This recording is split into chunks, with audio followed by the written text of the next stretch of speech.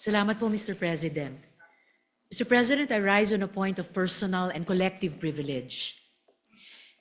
Dear colleagues, ang huling pagkakaalam ko po nasa Pilipinas tayo. Wala tayo sa China. This is the Philippines, and we are in a democracy. Ang freedom of speech ay hindi lisensya para sa representante ng isang dayuhang bansa na manghimasok, manakot at mambastos sa mga Pilipino dito in the name of free speech. Foreign missions are guests, not arbiters of our democracy. Kahit sino pang dayuhan, walang karapatang patahimikin ang mga Pilipino sa loob ng Pilipinas. Lalo na kung ambassador. Dahil mas mataas ang inaasahan sa inyo. An ambassador's behavior is limited by treaty.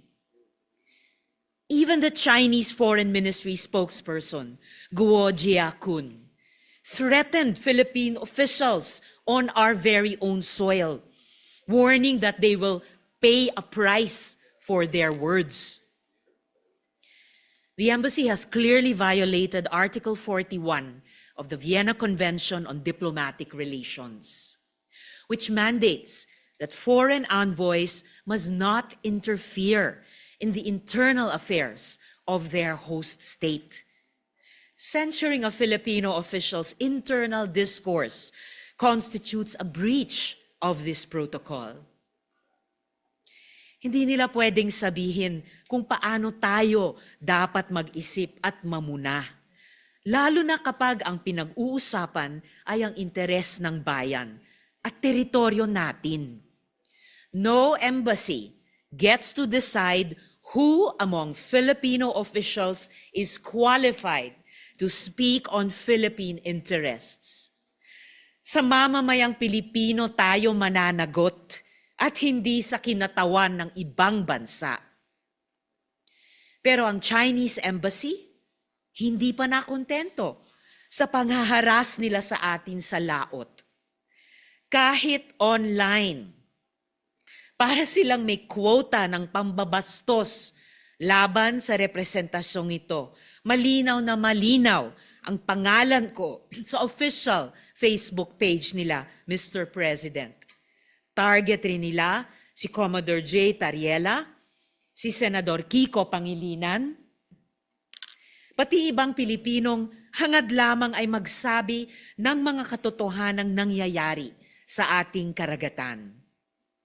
Makikita nyo po sa PowerPoint ko ang mga oras ng mga post nila patungkol sa akin. They kept replying and replying and replying to my Facebook posts. Sunod-sunod na pangiinsulto sa akin at sa ating mga institusyon na para bang may quota. Sa totoo lang, mas marami pa akong media landing sa page ng Chinese Embassy kaysa sa mainstream media. Mapapatanong ka na lang talaga, official page ba ito ng isang embahada o ng isang troll farm?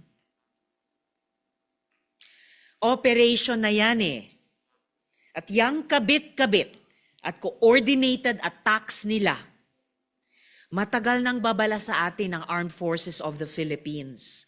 Hangad nilang hatiin tayong mga Pilipino at ang hahanay ng militar.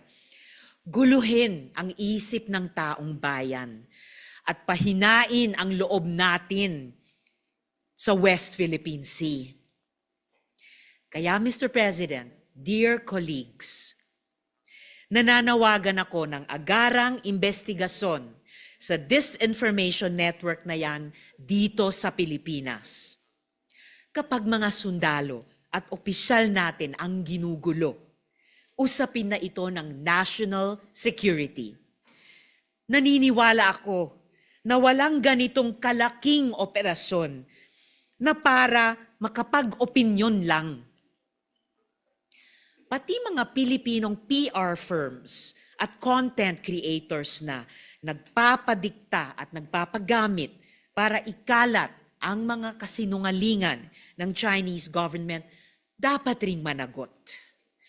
Dito sa Senado mismo, umabot at lumutang ang usapin na may Makati-based PR firm na Infinite US. Umamin itong Infinite US na tumanggap sila ng bayad mula sa Chinese Embassy. Dapat masilip ang scope of work ng proyektong yan. Kung imbes na PR, ay umabot na sila sa panghihimasok, sa pagmamaniobra ng opinyon ng mga Pilipino. Panahon na para malaman talaga natin kung sino ang kumikita, sino ang nag-amplify, at sino ang mistulang megaphone ng China dito sa Pilipinas. Kung naaatim nilang magtrabaho laban sa sarili nilang bayan, hindi na diskarte yan. Pagtataksil na yan kay inang bayan. Sa tingin ba nila, tatahimik lang tayo sa panggigipit nila sa West Philippine Sea man o sa internet? Pues, nagkakamali sila. Sila ang nasa tubig natin. Sila ang may water cannon. Sila ang naninilaw gamit laser. Our troops have been injured. A Navy serviceman has lost a finger. Fisherfolk have lost their livelihoods. Our marine environment, our natural wealth has been damaged and destroyed. Our quarrel is not with China or the Chinese people, but with the heavy-handed policies of their government. And now, the Chinese government has the gall to play victim over a cartoon? Come on, Mr. President. Pero pag Pilipinas ang ginawan nila ng cartoon, biglang okay lang ang pangungutya. Kasi sa mga Chinese Communist Party newspapers tulad ng Global Times, ginagawan rin nila ng cartoon ang Pilipinas at mga liderato ng ating bansa. Ganyan yata talaga ang ugali ng mga bully. Malakas mang asar, pero ayaw nilang napupuna. Tariela presenting China's current regime, including its president, as bullies, is not an overstatement. It is a clear and common fact.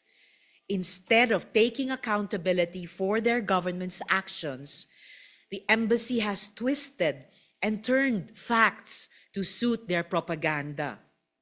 Instead of showing restraint and remorse for escalating tensions, they have doubled down on aggression.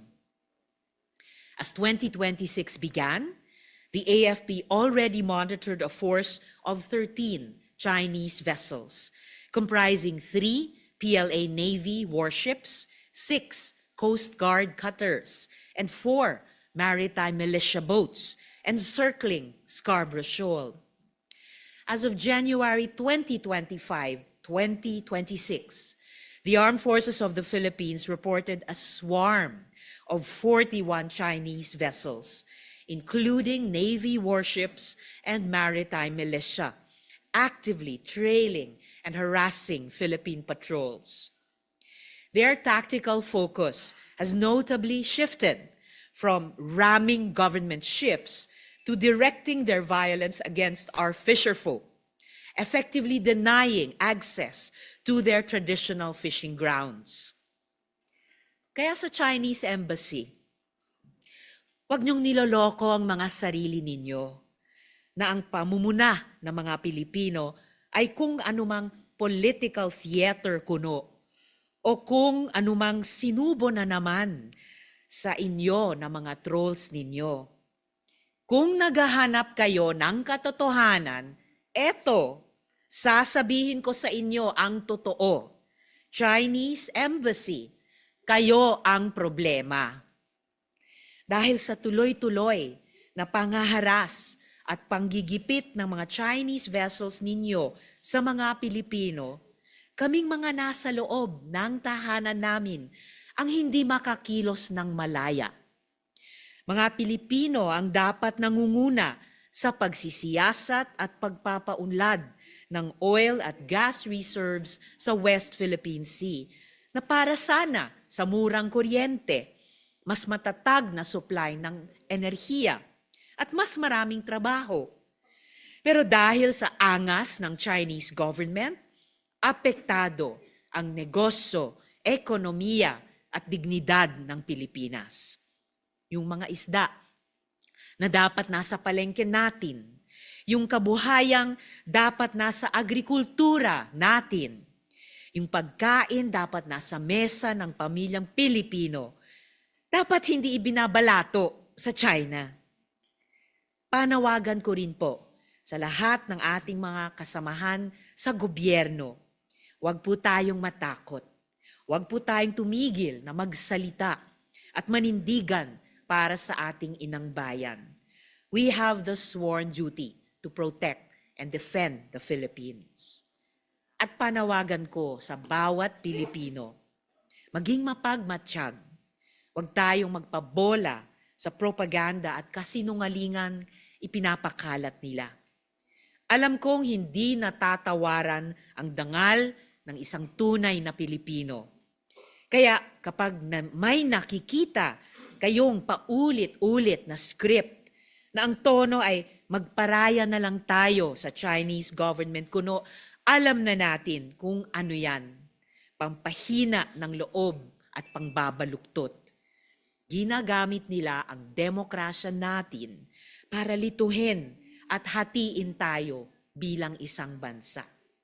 Mr. President, dear colleagues, makakaasa kayo, hindi rin po ako papayag na ipinahihiya tayo sa sarili nating bahay.